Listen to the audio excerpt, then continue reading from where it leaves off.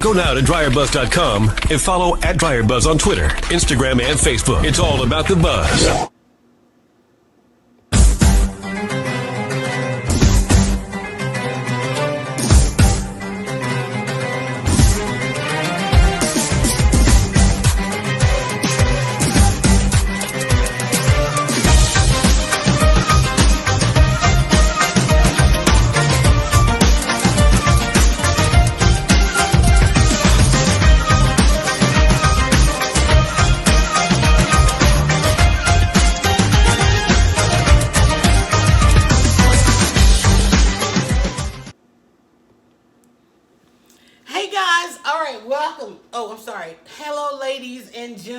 Hello, ladies and gentlemen.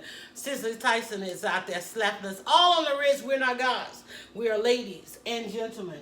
And your lady here is getting ready to have a good time this morning. Let me take my seat. Let me sit like a lady. And first of all, I can't see nothing.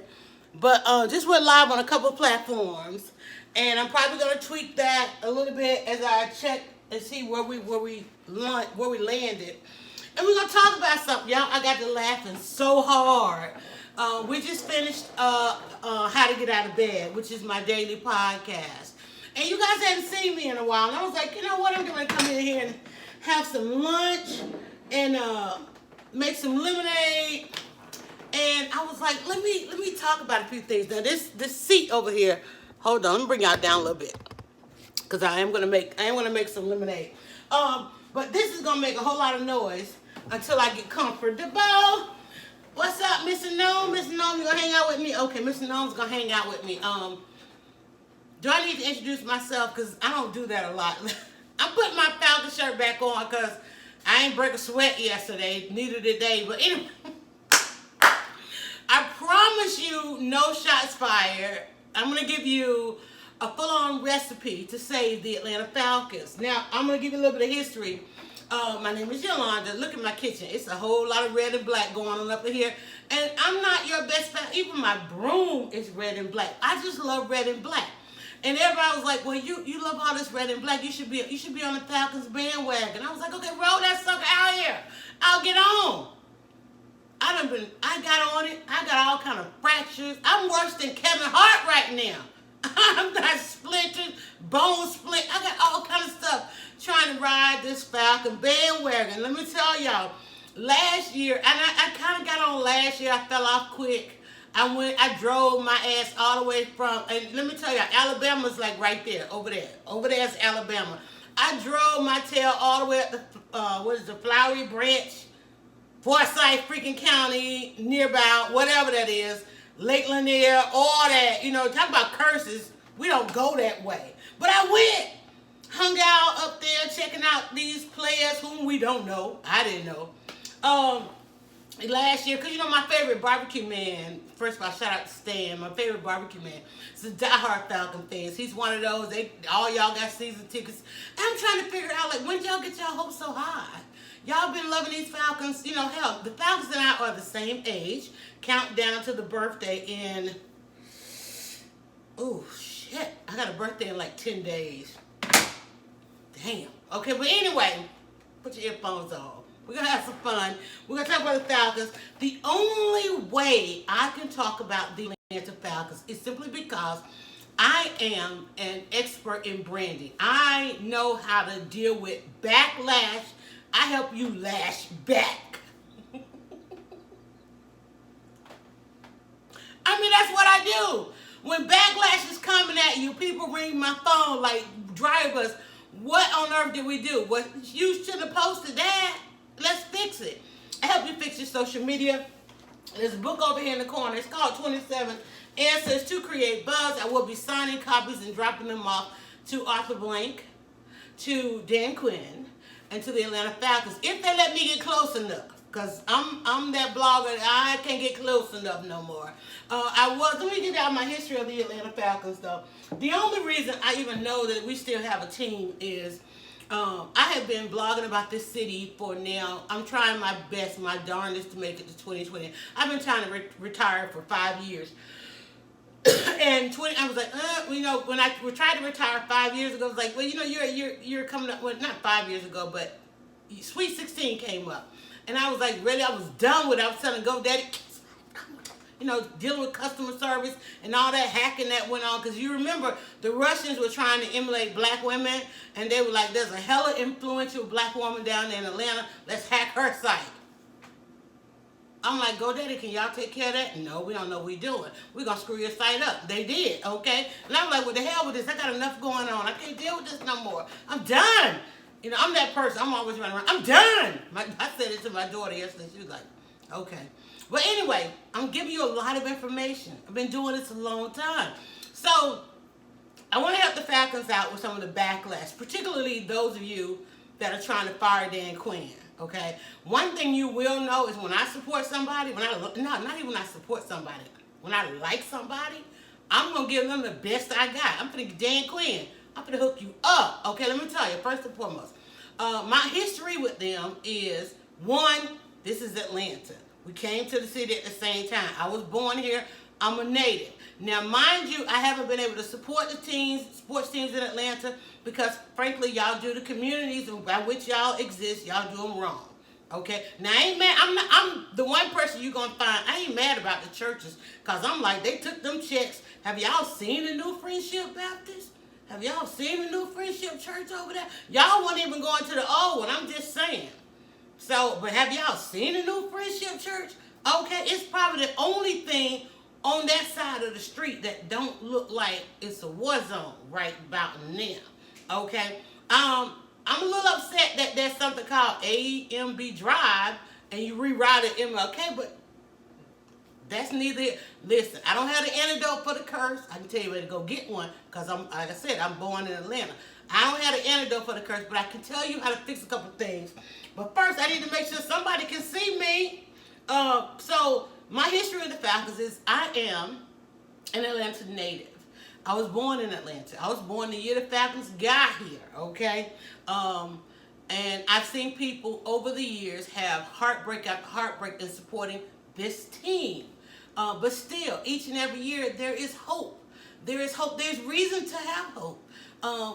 We love our team just like any other city. All y'all other cities out there that's 1-5 also or less. Trying to let Atlanta take on all this backlash. Come on now. Y'all have been here. How many teams have been to the Super Bowl? See, this is why I don't understand where people get their hopes up. Like, first of all, the Super Bowl, that's just kind of like, as we say here in Georgia, wrestling. Wrestling. I don't know how to say it. Hell, we call it wrestling. Okay, I'm just saying wrestling. It's just a show. And I understand everybody wants to go to the big show, but it seems to be some controversial stuff. It seems to be some conspiracy type stuff as to who gets to go to the show. Dan Quinn, new coach, new stadium, seemed like he kind of fit the mold. So he got a chance to go. Now he's living under that cloud of he gonna get us back. Okay, well y'all didn't go a whole lot before Dan Quinn. Y'all had all them hyped up coaches, right? I'm just saying. So I'm still trying to figure out how everybody got their hopes up. But the thing that had me laughing to death was, I don't know who's running the social media account over there at the Atlanta Falcons. Y'all listening to my workshop, and therefore they sent out a tweet this morning. They decided to not only send out a tweet, they grabbed the whole ass quote. And everybody's like, lies! There's some lies, but stop right there, because it's so funny. It's going to get me to laughing, and I'm not going to be able to stop. So again, my history with the Atlanta Falcons, again, my name is Yolanda. You don't need to know that. I'm Dryer Buzz. I started a blog 20 years ago about Atlanta, and they was like, but you're a woman, and you're a black woman, so we got to put you in a box if you want to do media. And they're like, well, screw y'all. I don't want to do media. I want to talk about Atlanta. I love my city. So I was, in essence, one of the first bloggers on the red carpets, at the press conferences, at the award shows, and all that kind of stuff. Literally, it was one of the first. Then here come another, and then there's just a sister and a brother in 2 damn meetings. Can't get no exclusive. So I'm like, no, I don't want, like, Dryer Buzz, you want to cover this? Nope, I don't. I like hanging out right here in my kitchen, which everybody seems to think is a studio. No, I'm getting ready to eat. I'm going to have to microwave this again because it's going to get cold. But I got some funny stuff to tell y'all. And being an Atlanta blogger, there's a lot of stuff I don't talk about. And I need to remember and reminisce. My one connection goes to the Atlanta Falcons is I started out blogging about community organizers. Like I said, Atlanta sports teams, they've done a lot of communities absolutely wrong. And in Atlanta, striving for that level of success in sports has disenfranchised some neighborhoods. And those neighborhoods call me, because I was a community organizer, community activist, and so forth. And I became a kind of quote-unquote media outlet for those organizations. And lo and behold, I was good at that. You get invited to the entertainment stuff. And when the lines cross or blur, that's how I ended up blogging about or having the ability. Like right now, I'm going viral. Basically, I'm waking up famous because of some things I'm saying about sports. But again, the only reason I talk about sports is because I'm good at fixing backlash. So, but when the lines first blurred between sports, the Atlanta Falcons, and doing something good for community, came when the Atlanta Falcons brought on this player called Work Done. And Falcons haven't had that kind of notoriety, fame, good fortune in a very long time. I know y'all took the fellas out trying to bond and took them out to the food bank last week after they lost. Y'all like, we gotta get these boys out in the community because don't nobody like us. When you have a home game and your fans leave the stadium to the point where ain't nobody sitting there but the competition, it's time to get some drastic measures. So somebody in PR said, hey, listen, let's get them out there in the community, because that's an Atlanta thing. That is an Atlanta thing. I said I was going to check and see if y'all were watching. Let me see. Let me go over here on Twitter. Follow me, first of all, at DryerBuzz. You can go to DryerBuzz.com and find any of the channels that we are on. I am particularly live a lot. All right, so the Falcons, lo and behold, somewhere around 2000, Y2K and all of that, because we launched DryerBuzz. We had pirate radio, internet radio. It was part of one of the very first internet radio shows, particularly internet morning shows. We were on during Desert Storm, and we provided a lot of entertainment and gave a sense of home to those who were out fighting the war. And so being that I used to say I'm live from Atlanta all the time, they want to know what's going on with my Atlanta Falcons, what's going on with this, that, and the other, and all this kind of stuff. And I was like, oh, okay, let me figure out. Who are they? What's going on? And then also in community organizing, here comes this Work Done, who is just a saint, a freaking saint. And you guys know Work Done does some amazing things for single moms. Well, that particular year, he was doing it epic and big. He did a couple of galas and raised a lot of money. But he was partnering that particular year with Habitat for Humanity. And you already know that's another connection I have in knowing former President Jimmy Carter, who was still out there driving nails and hammers. Jimmy, baby, you can chill for a minute. I promise you. You're going to get into heaven. The gates got your name on it. You're going to get there. Saint, sit down for just a minute, okay? He is that saint. And I'm going to tell y'all, he is that saint, okay? I did some initiatives that personally he endorsed and supported. Hosted he and his wife. I was doing some issues as it relates to, I was doing events for black women and black men as it relates to mental health. The Carter Center focuses on mental health, and you get this call, well, they want to come to lunch. They want to come to your luncheon. And I'm like, y'all know I do a lot of stuff with food. So I was having these luncheons for men of y'all go over there and eat, women y'all go over there and eat, and we figure out what's going on with us, what's going on up here, right? And that being an initiative of the Carter Center, and President Carter was like, well, that's in a neighborhood that we're supporting right now. Here's some resources, and we want to stop by. You never want to get that call that a president, a former president, want to stop by. Like that, because when you get that call, do know they've already been by. Like them good looking dudes, like you look like you belong over here, but then you don't, but like you all up in my personal space. Who are you? That's Secret Service. They kind of come through and check things out before to let you know where the president or the former president want to come through. And it was this good-looking brother, y'all. I was up in there just working. We're trying to get everything together. There was this box, like, sitting up there on top of the cabinet. And I'm like, bruh, can you give me that box? And I'm noticing, like, wait, who are you? You ain't the average brother running up and through here. Who are you? They was checking the sister out, and they was like, she might be cool. She ain't too out there. She out there, but she might can pass, And so that was one of the moments I first woke up famous. I started getting these calls like, girl, they got your picture in the papers, you hugging the president. And I'm a hugger. I'm going in. I'm like, you walk up to me and I'm like, I'm going, hell, I don't know. Hell, I got in trouble like that. Let me tell you, I was down that before the Million Man March. Farrakhan went around and spoke at all these different cities. I didn't know you don't hug a Muslim man. I'm going in. Everybody. I'm like, oh, hell. I mean, he said, I was one of the first to put the Million Man March on the airways. So I, got this thank you.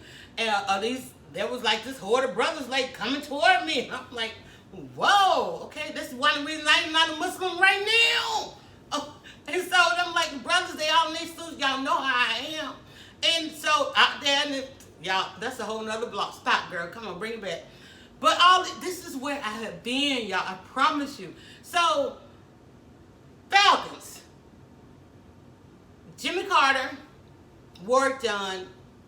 Jimmy Carter wants to build not just a house here and a house there. He now wants to up level. He wants to build a whole street. He wants to build a whole community. He needs some partners. They're gonna get this done. They're gonna take these single moms. They're gonna put them in a neighborhood, not just over here where it's affordable, maybe a little unsafe, but we can get the land kind of thing and this, that, and the other, right? And then he goes, well, get us some partners. And they got this little guy. He plays for the Falcons, very quiet, very meek. Like everybody went out like, Warwick, say something, do something. So, but Warwick, they said, well, he will help out these single moms, but he don't really like for them to know that it's until they want to do a reveal and all this kind of stuff, So when you get a house from Habitat for Humanity, you have to work on other homes, and then you have to help build your home from the ground up. So, but then, you get your home and there's all these education programs, you get all this assistance and so forth, and you're in your home. But you're in your home and you still got to do, as a single mom, you still got to do all the rest of the stuff, fill it, this, that, and the other. So Warwick, in his organization, which is an honor to his mom, who was a single mom, who was also a police officer and lost her life, and I believe this was in New Orleans.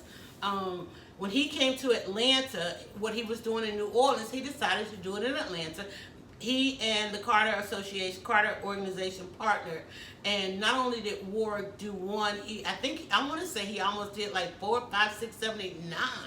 And what they would do is, because after you build your home, you still had to come up with the down payment. You had to, in the process of working on your home, go to these classes about being a homeowner and have something in place where you were working on getting your down payment. So Warwick's organization and their fundraising and just a saintly man that he is, they will not only give you the down payment, but they will fill the home from floor to ceiling, okay? Everything a family can imagine that they would need in going into a home. And so even though I was an awesome blogger at that time, I had to go to work. And I had a friend, I was like, listen, go and they wanted to be a photographer. I said, go and cover this event for me. I had no idea what that event would be and what it would be.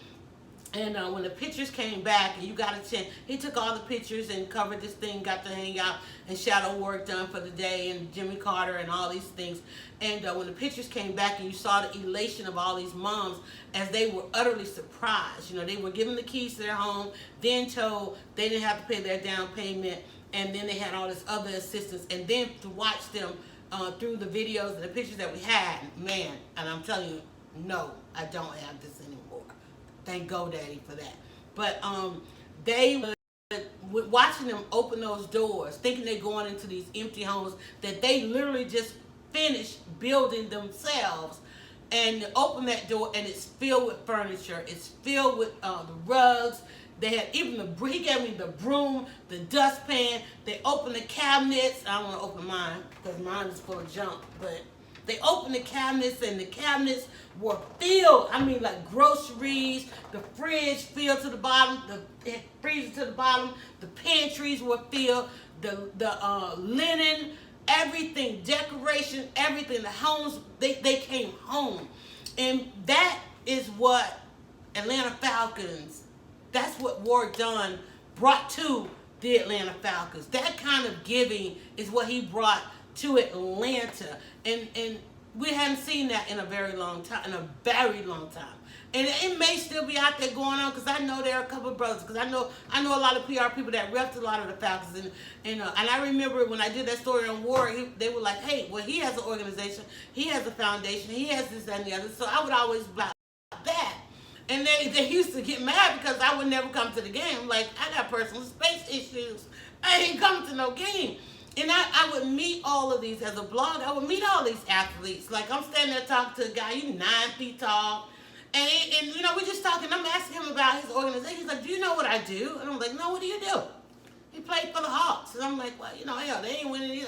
I'm sorry. I'm like, just saying, But these men, they come from such passions. And so I think that's the recipe if you want to save the Atlanta Falcons. Now, mind you, the Falcons had that horrible loss to, who was it they lost to before they left? I know they lost to the Houston Texans.